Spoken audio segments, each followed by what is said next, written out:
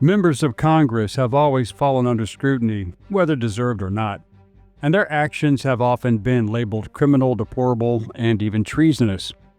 There are high bars for censure, or especially a criminal prosecution. But one member of Congress, a naturalized citizen, seems to have covered every aspect of possible criminal activity and corruption, not to mention exceedingly poor judgment and an ungrateful attitude toward her adopted nation. Who is Ilhan Omar? What is her background? What actions could be considered criminal and even treasonous? Hello, I'm Colin Heaton, former history professor, Army and Marine Corps veteran, and welcome to this episode of Forgotten History.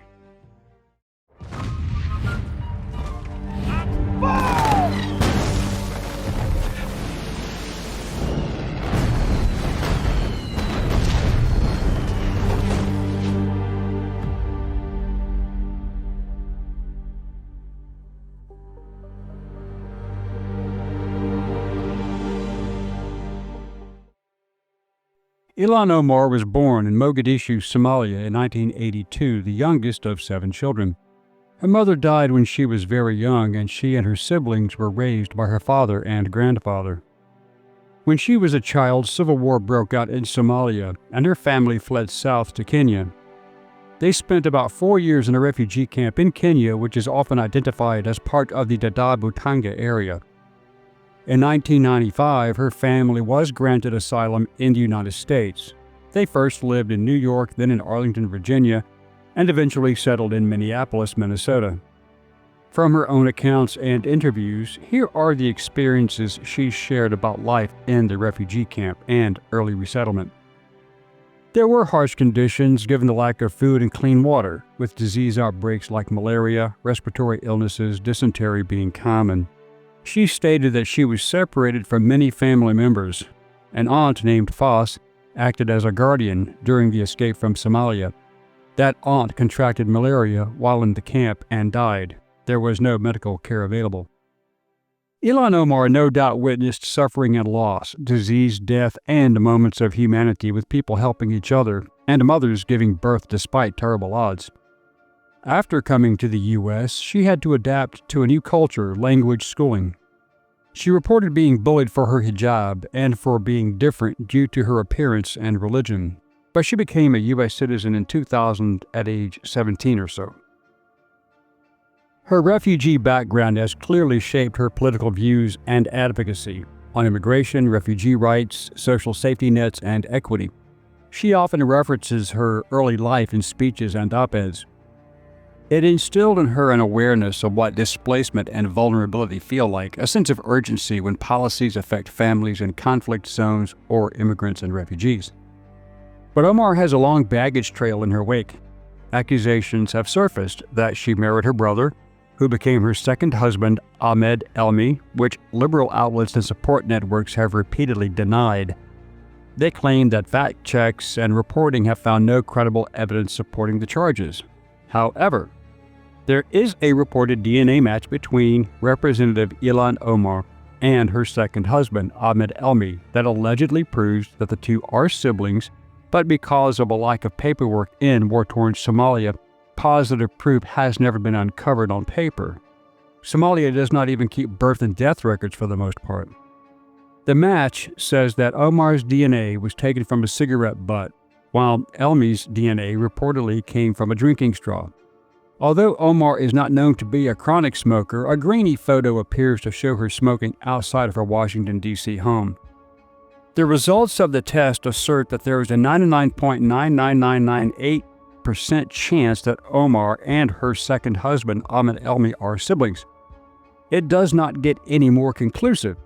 The report drawn up by British company Endeavour DNA Laboratories does not name either Omar or Elmi, instead referring to them as Sibling 1 and Sibling 2. DailyMail.com understands that Omar is Sibling number 1. Additional research by Alpha News suggests that Omar was involved with Ahmed Nur Saeed Elmi, her legal husband, and Ahmad Hirsi, her cultural husband and father of her children, at the same time, and they did share the same address. It was concluded that Ilhan Omar married her supposed brother Ahmed Nur Saeed Elmi in 2009. The claim was that she married him to break U.S. immigration law and defraud America. According to the UK Daily Mail, sources quoted Abdulkarim Osman. He was a close friend of Omar's who confirmed that Omar's first and third husbands both also confirmed that it was a well-known scam and that the marriage was conducted through a Christian minister, even though both Omar and Ahmed are Muslims. According to the source, Omar purportedly admitted she would do what she had to do to help her brother obtain legal status in the country. They divorced in 2017 after their marriage was no longer needed, but they had 3 children together, which, if true, is incest. Alpha News has requested comment from both the Ilhan Omar campaign and her criminal defense attorney, Jean Brandel, asking questions about her family, her father's legal name, and involvement with Jubaland, and about her siblings. They did not respond to any requests for comment. Special Agent Joy Hess from the FBI's Twin Cities field office, which investigated allegations that Omar married her brother Elmi to get around U.S. immigration laws, says the statute of limitations had run out on the case. Hess also said that the FBI could not pursue the case because Omar's ex-husband Elmi had moved overseas. But please remember, there is no statute of limitations on immigration fraud. The statute of limitations is over, she said. According to the U.S. Attorney's Office, the statute of limitations is not something we can overcome in that matter. The individual in question left the country, so there's nothing to do. Asked if the new DNA evidence would be considered, she said, quote, "All I can just say is that according to the United States Attorney's Office, the statute of limitations limits what we can do in this matter. However, again I say, there is no statute of limitations for immigration fraud, but there also appears to be no appetite in Democrat-run Minneapolis or Minnesota to investigate the claim that has dogged Democrat squad member Omar for years. Under the Biden administration, no investigation at the federal level was allowed to be made public." It is troubling that private citizens felt compelled to do the FBI's job. Why didn't the FBI do its own DNA test and clear up the cloud hanging over Omar's head? But Ilhan Omar's experience with her brother and family is just one example. As a result of massive fraud, the Wall Street Journal reported in 2008 that the refugee program in Africa was halted by the United States because thousands of Africans lied about their family ties in order to enter the United States. Perhaps they did, but the Democrat-run FBI under James Ray would not respond to questions on this matter. Omar and her entire family have refused requests from journalists and investigators to address the issue, and they will not take another open DNA test. The Omar camp provided a letter from U.S. Attorney Andrew Luger denouncing a Fox 9 investigation that claimed that his office has asked immigration services to look into her marriages. Local and state Democrats were never going to hit that tripwire. So, if true, here are the federal laws that were broken. Marriage fraud, 8 U.S. Code 1325, subsection C. Immigration and Nationality Act, INA fraud, 8 U.S.C. 1325, incest laws of the United States.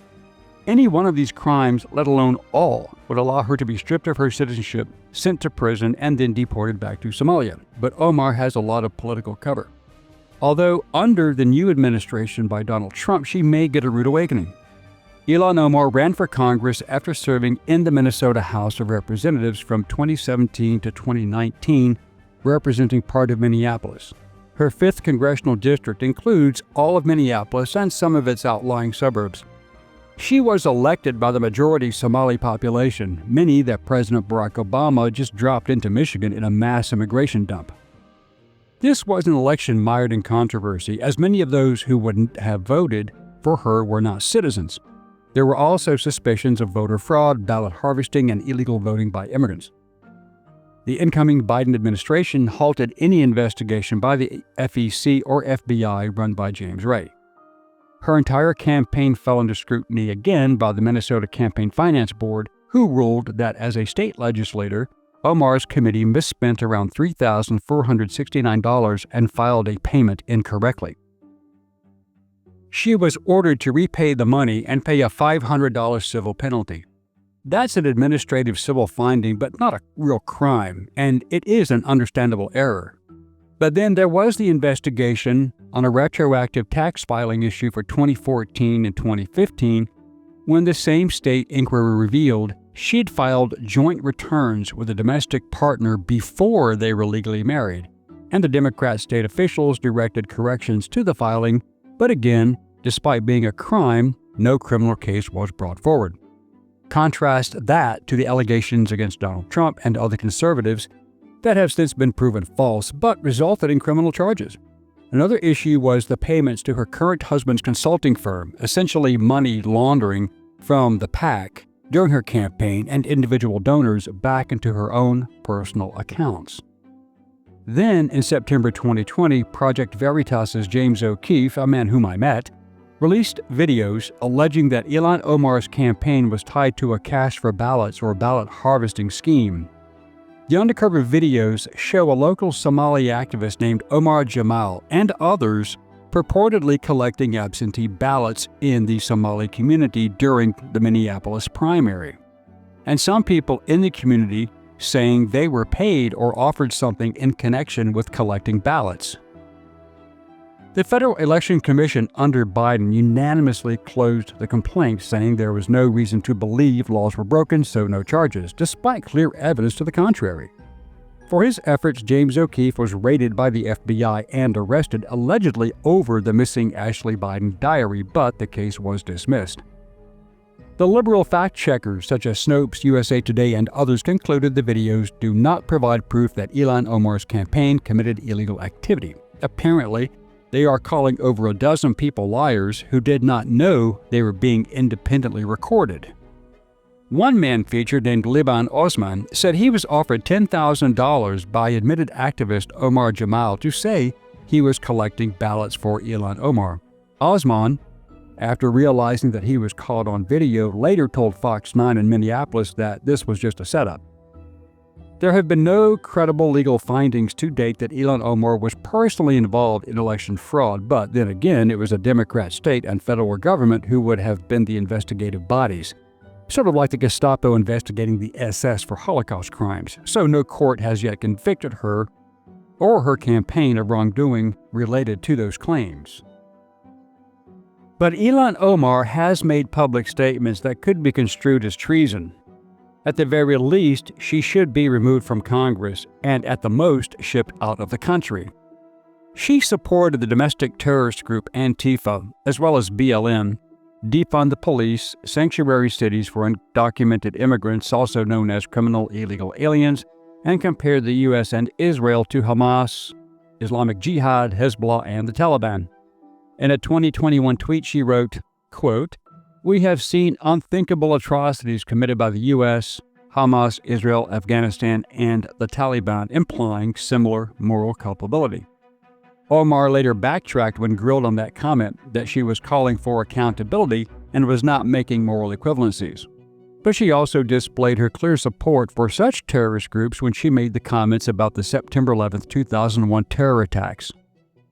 She supports CARE, the Council on American Islamic Relations, which was founded after 9/11 because, she states, they recognized that some people did something and that all of us, meaning Muslims in the U.S., were starting to lose access to our civil liberties, end quote, which was untrue. Her history of questionable judgment is noteworthy. CARE was founded after 9/11 because they recognized that some people did something and that all of us were starting to lose access to our civil liberties. In February 2019, Omar tweeted that politicians who support Israel did so because of money. She said, "It's all about the Benjamins, baby." Critics call this an anti-Semitic trope, insinuating Jewish influence or money controls politics. Omar later apologized and said she meant to criticize lobbying influence, not use anti-Semitic stereotypes. The irony is that she uses lobbyist money all the time.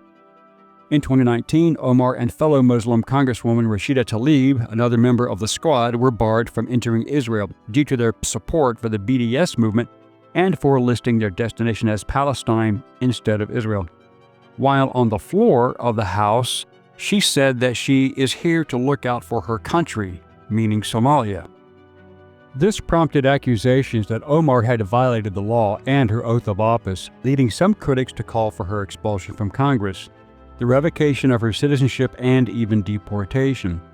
Under 18 U.S. Code 2381, the federal statute defining treason, the law states, "Whoever, owing allegiance to the United States, levies war against them or adheres to their enemies, giving them aid and comfort within the United States or elsewhere, is guilty of treason." The punishment for treason includes death or imprisonment for at least 5 years and a fine, in addition to being barred from holding any U.S. office. The 3 acts of treason as defined by the U.S. Constitution are levying war against the United States, adhering to the enemies of the United States, giving aid and comfort to the enemies of the United States. Omar has done all of these. The principles embodied in the oath are codified in Section 337, Paragraph A in the Immigration and Nationality Act, which provides that all applicants shall take an oath that incorporates the substance of the following. So, there you go. Omar and her supporters often say her remarks are being taken out of context, misinterpreted, or edited in ways that change what she meant, but she seems pretty clear and consistent in her statements. Due to her inflammatory and anti-American rhetoric, many in Congress, including leaders of her own party, have publicly rebuked her remarks. For example, Nancy Pelosi, when Speaker of the House, criticized the equating democracies and terrorist groups line. But Omar continued on her path of proving herself unworthy of holding high office when she attacked the late Charlie Kirk and his followers after his death, trying to rewrite history and distort his message and impact. During a Friday night interview with CNN's liberal mouthpiece Caitlin Collins right after the murder, Omar made it crystal clear that she felt no sympathy for Kirk's widow Erica or their children, calling Kirk himself Dr. Frankenstein, and said his monster shot him through the neck. End quote. She also said, "I'm not going to sit here and be judged for not wanting to honor any legacy this man has left behind. That should be in the dustbin of history, and we should hopefully move on and forget the hate that he spewed every single day." Ironically, Kirk hated no one. She's making it crystal clear that in her mind, Charlie Kirk deserved to die for his conservative beliefs. Does that mean she should die for her radical Islamic support? GOP Rep Nancy Mace of South Carolina introduced a censure resolution against Ilhan Omar over her Charlie Kirk comments. During the House vote, 4 rhinos joined with Democrats to prevent the progressive anti-American Congresswoman from being stripped of her committee assignments. I can only assume that these Republicans will be primaried. In February 2025, Minnesota State Representative Steve Drazkowski delivered bombshell accusations against Omar, labeling her a serial career criminal, while calling for United States Representative Angie Craig, Democrat from Minnesota, to open a congressional ethics investigation. Drazkowski said, "I'm also asking Congresswoman Craig to initiate an ethics investigation into Congresswoman Omar because of questions about federal tax fraud, federal immigration fraud, federal student loan fraud, and state violations of perjury, bigamy, and kickbacks. Title 18 mail fraud, wire fraud, and other violations are possibly pending. These charges may get federal traction now that the DOJ is not in liberal hands." Omar is a prime example of our failed liberal immigration policies. Not everyone deserves to be here, and she and others, such as the Squad, represent everything wrong with the modern Democrat Party: the anti-Semitism, the anti-American hatred, and now the open celebration of political assassination. Perhaps clear and free-thinking Democrats will abandon the party of hate, which they always falsely accuse others of being. Thank you for watching this episode of Forgotten History. If you liked what you saw, please click like, share, and subscribe. And if you would like to assist with the ever-increasing cost of production, please consider becoming a channel member and joining our Patreon page.